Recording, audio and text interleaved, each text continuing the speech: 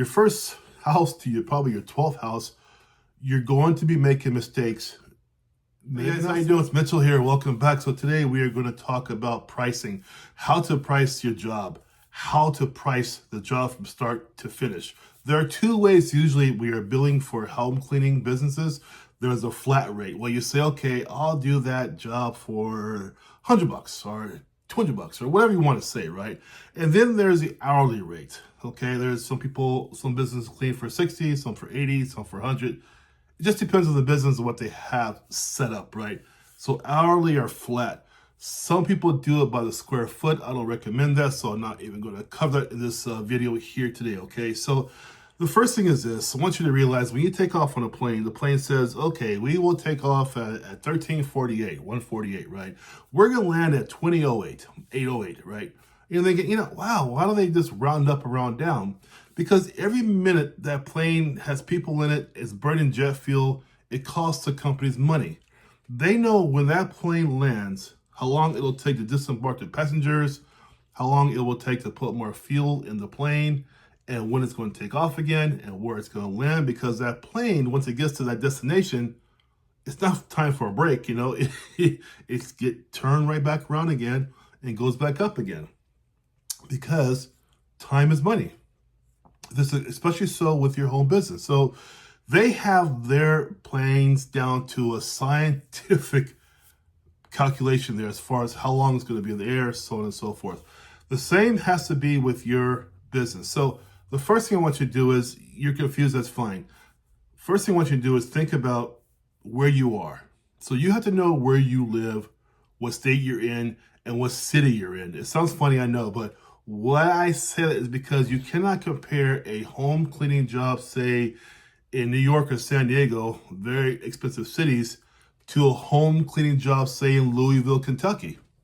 Those are different economic areas, therefore they cannot be compared to the same equivalents, right? They're different equivalencies, right? In the South of Kentucky, right, it's a lower economic rate. New York or San Diego, it's higher. So you can't compare. So here's what I want you to do. Pull out your old pen and paper, or if you have a Google Sheet or whatever you have, I don't care.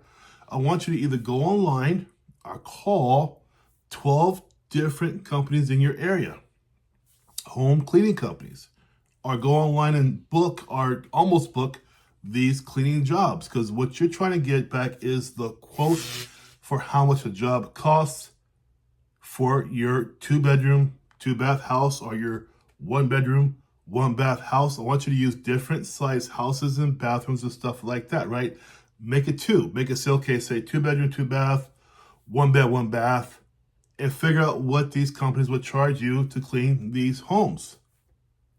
Once you have the information in your hand, then you take the median. So say you're getting the average right now for these 12 companies are saying, okay, we can do your 2-bedroom, 2-bath home. We can do it for about $200 an hour, or $200 for the whole job. With that figure, you have $200 for the whole job. That's the median average, right? Some might be $250, some might be $150, but they're saying on average $200 on average, okay? That's what you want to take.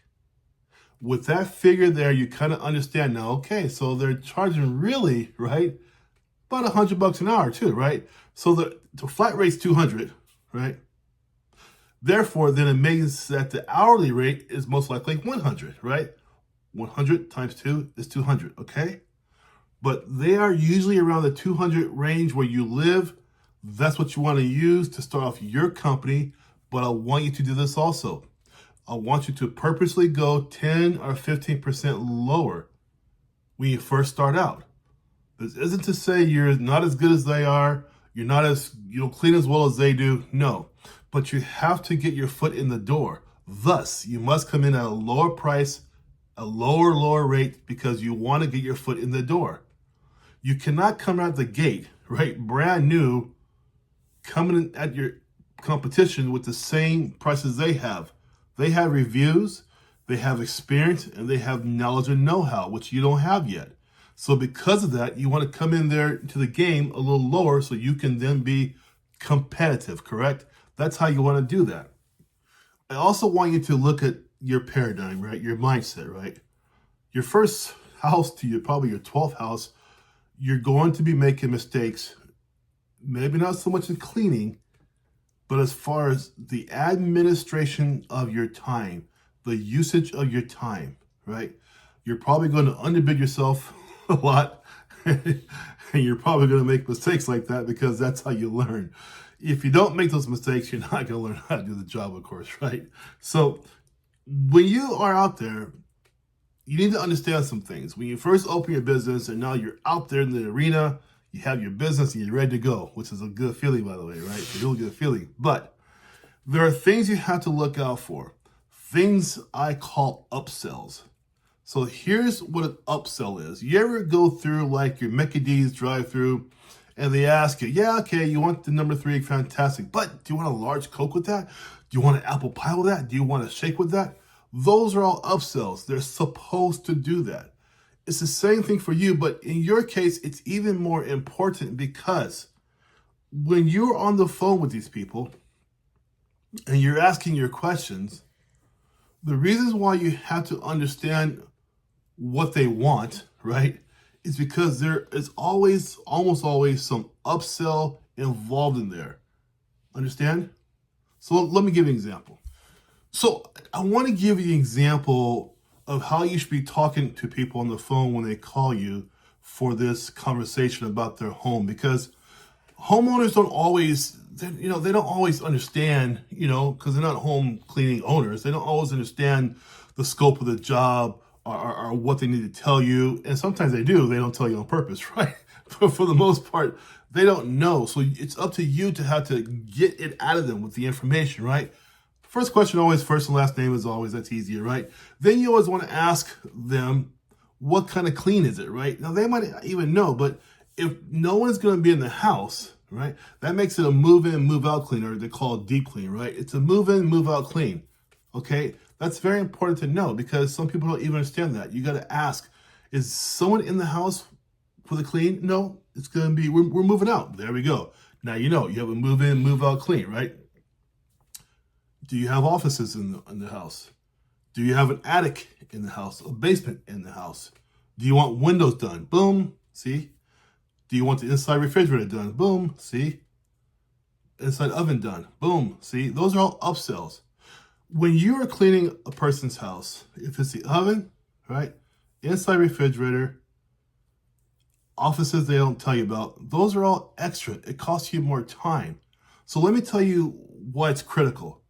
If you are running your business not on an hourly rate, but on a flat rate, say you say, okay, Mr. Jones, I can do your house in 3 hours for $150, right? But the question of the oven was never mentioned, or the refrigerator was never mentioned, or the inside windows was never mentioned. To do a real good job on an oven, the top and inside the oven, that's like a 45-minute to 1 hour job. Refrigerator, same way, because refrigerator shells come out of the refrigerator, right? Everything comes out of the fridge to make it a nice, clean fridge. Another hour right there. So your 3 hour job just became 5 hours because you didn't talk about the refrigerator and the oven, right? And then he says, oh yeah, I thought windows were also involved, inside windows. Another hour, that's 3. So now your 3 hour job, right, which you said for $150, which your head's like $50 an hour, right, for $150. But now that 3 hour job became a 6 hour job. So now you're making $25 an hour. Understand? If you had an employee who say you're paying them $17 an hour, well, you're taking one heck of a hit, okay? And you will for the first dozen homes, no matter what anyway. But these questions I'm giving you, these are the questions you want to inquire about with him, because the fridge is an upsell. Upsell means it's extra money because it's extra time, right? Oh, well, I told you $150, but the fridges cost more, inside windows cost more, and the oven costs more, right? And that's how that works, because those jobs can really take you from 3 hours to an all-day job. It'll make you frustrated if you don't understand how to ask those questions in the first place. You can trust the owner, right? But you got to verify. Understand? I always say that. You got to trust but verify. If it's a regular clean, that's different. But you want to make sure too. Mr. Jones, regular cleans do not include deep oven cleaning, do not include refrigerator cleaning, do not include inside windows, so they understand what's going on. But they may say, well, I want the windows clean, inside windows clean. That's when you do, again, the upsell. Understand? It's important you don't leave money on the table. Because if you do not ask these questions, right, you're just going to kill yourself in the end, and you're not going to be a happy business owner because you're underselling yourself by not asking these questions. And now, it isn't even up to the homeowner to ask these questions. It's up to you because you are the one who owns the business. It's your responsibility, right? And so I'm trying to make sure you understand this before you get out there and start cleaning and find out, oh my gosh, I've been underbidding myself the whole time, right? So that's what it's all about. So if you are an hourly type employee, that's fine. If you say, okay, it'll take me 3 hours to do this job, and say for yourself, you're your own person still, right? You don't have any employees yet, right? But you think it's about $60 an hour, you tell them, okay, it's $180 I'll be there for 3 hours, 180. That's thank you very much, Depends where you live. Now in San Diego, probably about $75 or $100 an hour. Again, depends on where you live, right? But that rate, again, is dependent upon you asking the questions about, right, what the scope of the work is. The scope of the work must match what you're saying. If it's a regular cleaning for 3 hours, that makes sense. About 180, that makes sense, of course, right? No windows, no refrigerator, no ovens. If they say to move in, move out clean, then you already know it's going to be ovens, refrigerators, and inside windows, right? So you have to roll that total figure into the figure you're going to give them. Understand? So back to the beginning of the story here is that the crux is this. The crux is find out what your competition is doing already. What they are already charging. Get the median of that. Come down by 10% to get your foot in the door, right? And you go from there. A long time ago when the McDonald's had their first hamburger for sale, right? The next burger joint next door had to make sure they were competitive. So they had to make sure they knew what the Mickey D's burger cost so they can be competitive. Because it's basically the same thing, right? Beef and bread and mustard and mayonnaise, whatever, so on and so forth, right? But they can't be $10 if Mickey D's is saying we're selling ours for $1. They got to be competitive. Same way with you. Now, maybe in a year or two, you have some excellent workers and you guys just talk the town. Yeah, then of course you raise your rates and so on and so forth to match your quality cleaning. But again, to get your foot in the door, I really want you to go into find out the median price and go down by 10%. But it's critical, people. I don't care how great you are at pricing your work. You have to ask those questions, though, so you understand the scope of your work. This is the biggest issue I hear about from folks who contact me because they don't understand how to do the pricing, how to use the right pricing model. And the model is really based upon what extra work is in the house. That's truly the model, Some places in the East Coast have basements. And the owner says, we can get to the house, and they say, oh yeah, and the basement too, please. Like, oh, whoa, stop, That's an upsell. It's another job. It's more to the job. At that time there, you have to renegotiate or say, I can't do that this time, maybe next time, or you say, that's going to cost you more, or whatever you got to do, right? But you have to ask them those questions on the phone, right? Because you're not going to be walking through homes before you price a home.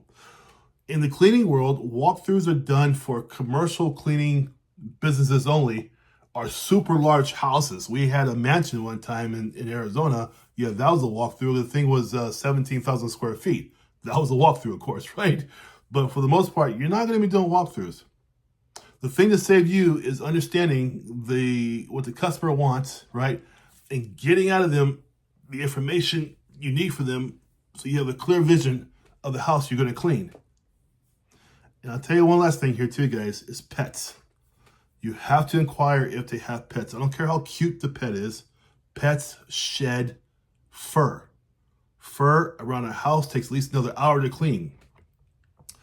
A lot of folks with pets are older. They can't bend down and vacuum and so on and so forth. So the job is going to be up to you, because pets make a lot more dust bunnies and fur balls around the house than you can probably imagine, right? Which is fine because it's job security for you, so it's fine. But again, to do the house full of pets, 1 or 2 pets, whatever, it's another hour, hour and a half easy of vacuuming, taking out couches, in the bedrooms, whatever, a lot more vacuuming.